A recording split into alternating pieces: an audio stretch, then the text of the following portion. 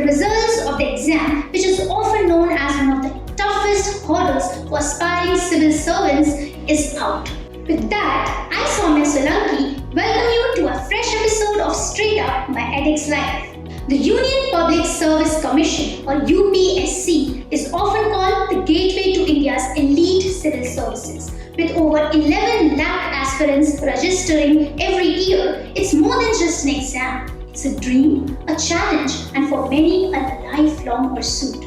But as we step into UPSC 2024, this respected institution finds itself under sharp focus. While 1,056 coveted positions are up for grabs this year, including 40 reserved for persons with benchmark disabilities, the spotlight is as much on the process as it is on the aspirants, especially the elephant in the room, the controversies. Earlier this year, the case of IAS trainee Jaenicke shook the system. Allegations of forged caste and disability certificates raised critical questions about UPSC's functioning. Also, how can one forget just this July, 3 aspirants lost their lives when the basement of a prominent coaching hub in Delhi's old Jaenicke flooded. We reached out to Ravi Kapoor, former IRS officer and educator, for his perspective on these concerns and the evolving trends in UPSC preparation. Here's what he had to share.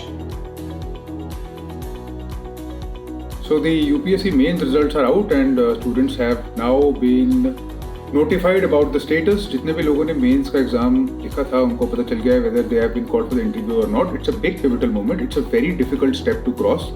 Now as far as the trend of the exam are concerned, बहुत ज़्यादा surprises इस बारी mains में नहीं थे. In fact, not even in prelims. This year we saw that the UPSC sort of reverted to a traditional, conventional sort of a format. Questions बहुत ज़्यादा अजीब से नहीं थे. More or less were standard. You will notice that the marking is also been standard. Prelims may be noticed the trend, mains may be noticed that same trend, and that may be, this is just speculation, but it may be because of the controversies that surrounded the UPSC this year. That includes the Jaenicke issues and includes the other issue that had started about the very difficult level of CSAT the previous year. So I think it might be resorting to a more conventional stance, and this is what we are expected. I think we can expect the same trend to continue in the interview. Now the interview stage, the personality test stage, is the most subjective of the stages.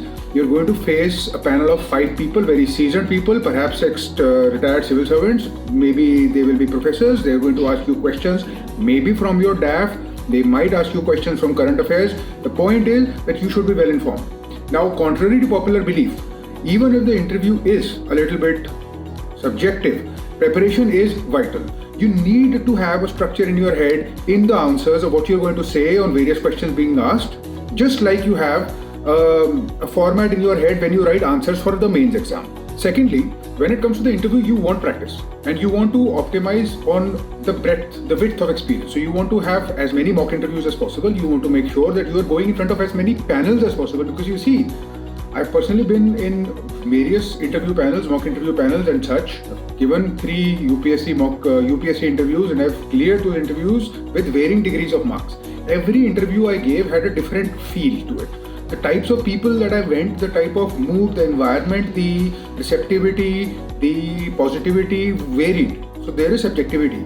There are types of people, you see, but the types are not infinite. There are, I think, 5 or 6 types of people that you will find in a panel.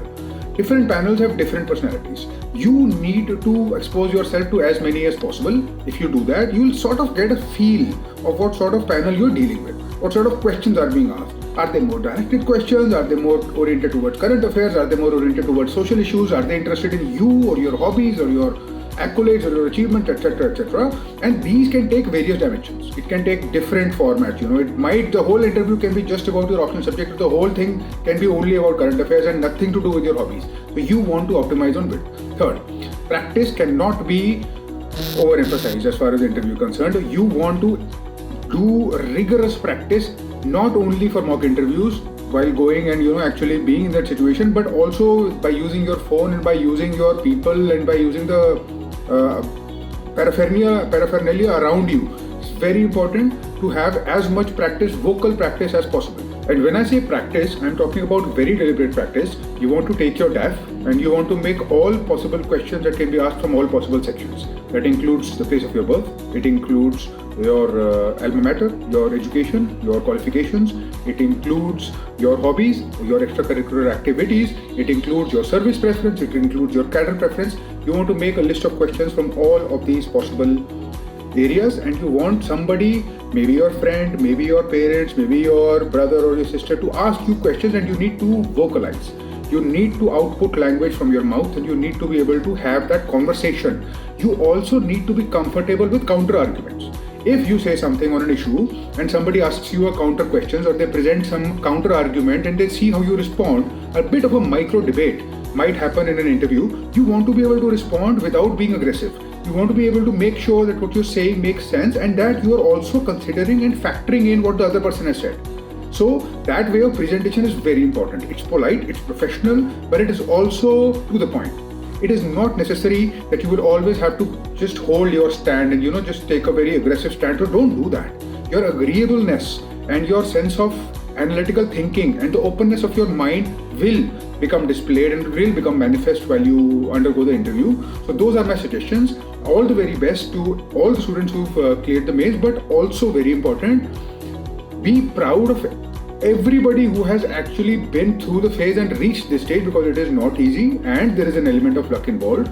If you are doing this, you've been doing this for a while, all the best to you. To all those who cleared this stage, congratulations. And for those still chasing the dream, remember, persistence and preparation are the keys to success. Stay tuned for more updates